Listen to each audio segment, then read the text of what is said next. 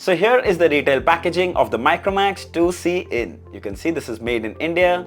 Towards the back, on the top, you can see this comes with 3GB RAM and 32GB storage. Some key specifications here: quad-core processor, 6.52-inch display, 8 megapixel dual camera, 5000 mAh battery.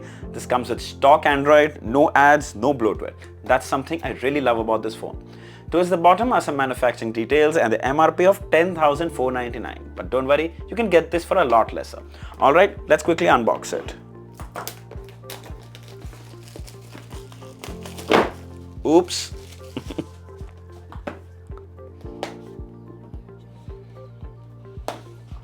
And we are in. Okay, right on the top is the phone itself.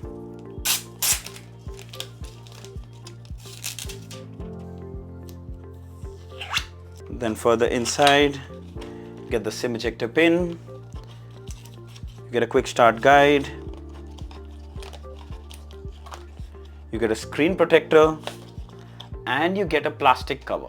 Really nice quality. These are small things which are really important, so I really appreciate Micromax bundling these things inside. Okay, finally here inside is the USB-C to USB-A charging cable and a 10-watt charging brick. In branding right here. All right.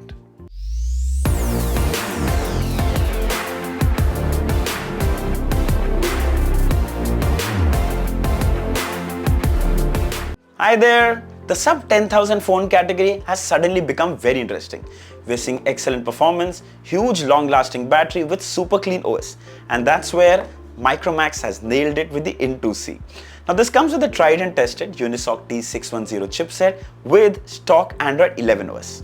There's no bloatware, there are no ads, just pure Android. But there's one thing that's missing on this phone, which might be very important for someone and on the other end would be completely inconsequential to the other. Don't worry, we'll come to that in a moment. But first, let's skip to the good part.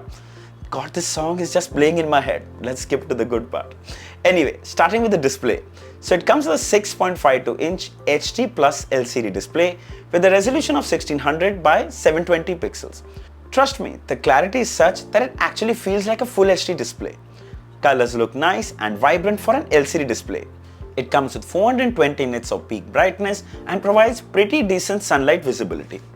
On the top is a teardrop notch housing the 5 megapixel selfie camera. It's running stock Android 11 OS, there you go, and it's absolutely clean with really snappy user experience. There are no ads, there are no bloatware, it's a no messy experience. Not only that, you get guaranteed OS updates along with security patches, which is just great. However, on the other side is that as much as we love the stock Android, don't forget that we lose out on a lot of tweaks and features that we get with other Android phones and their skins. So it's a very personal choice. Some prefer the clean look, some prefer that fully loaded OS. This one is super clean. Alright, let's have a closer look at the phone. So the back is made of plastic, but the texture is such that it doesn't attract any fingerprints or smudges. Really nice. And also the way the designing has been done, when the light reflects, there are these kind of ray effect, very nice. Also it's a dual effect, you can see here, this side is different, this side is different. Kind of really stands out. Sorry for the sticker smudge here, I just pulled off a sticker and I just need to clean it once, but anyway. In branding here, there's a speaker at the back. Now the speaker placement isn't the best because at times when we're holding the phone like this while talking on the speakerphone, you accidentally might cover the speaker. But anyway, it's not a very big deal. Then towards the bottom is a 3.5 headphone jack, a microphone and a USB-C port to charge the phone. Then towards the right are the volume rockers and the power button. On the top, well, the top is absolutely clean. And on this side is the SIM tray. Let's check that out as well. And there you go. So you can put 2 nano SIM cards and one dedicated micro SD card. Amazing. The device weighs 198 grams with 8.63 mm thickness, feels really nice and comfortable to hold in your hand. Also, I really appreciate that Micromax is providing a TPU cover and a screen protector, which I highly recommend you use to prevent the phone from any accidental damage. Watching videos on this phone is super fun. It's a big display, so make the best of it. Streaming movies from Netflix and Prime Videos will also be great as the phone comes with Widevine L1 certification. The sound from the single backfiring speaker is loud and very clear. However, my only concern is the placement. As mentioned before, there is a good chance that you might accidentally cover it. Now there's one feature that we've been seeing on all smartphones for a while, at least on all Android phones, but is missing on this device. If you have guessed it, yes, the In2C lacks a fingerprint scanner. Alternatively, you can use the PIN, you can use the password, you can use the pattern, or even face unlock. Now, face unlock is super fast. The moment you look at the display, it unlocks and probably is even faster than most fingerprint scanners. So that's good, right? Well, the problem is it's not as secure and struggles in dimly lit situations. Trust me, in day-to-day use, you might not even miss it. But that once in a while when it doesn't work, that could get a little frustrating. Now coming to the most impressive part of this phone, its performance. Now we have seen the Unisoc T610 shine earlier with the stock Android and it just flows. It's unbelievable to see a sub 10K phone perform so good. Opening, closing apps, multitasking are just amazing. Also, as I mentioned earlier, there's no bloatware, so you can simply go to the Play Store and download all your favorite apps and games. Now, I wouldn't want to run benchmarks on such a budget phone, but I was compelled because Micromax was making huge claims. So here's the Antutu score, and we got about 1,67,000.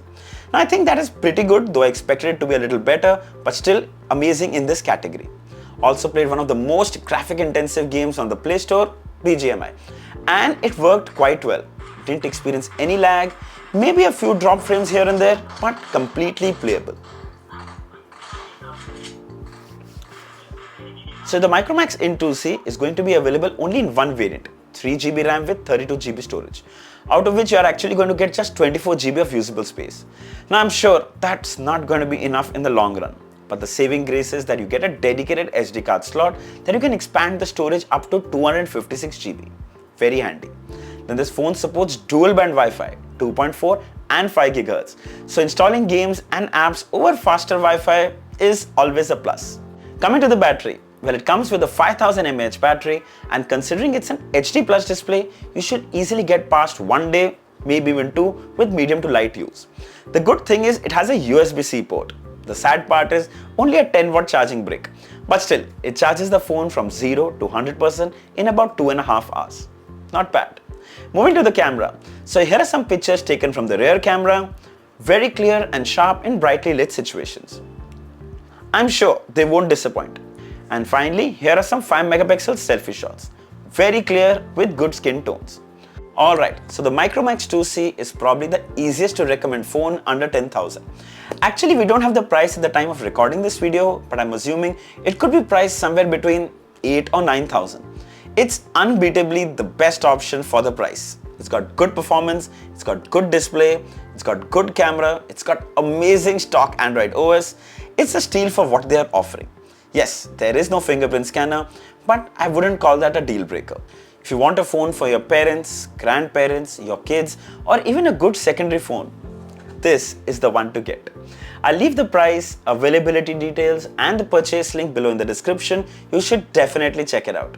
So I hope this video was helpful. If there are any questions, mention them down in the comments and I'll be happy to answer them all. Don't forget to like, share, and subscribe. Until next time, cheers.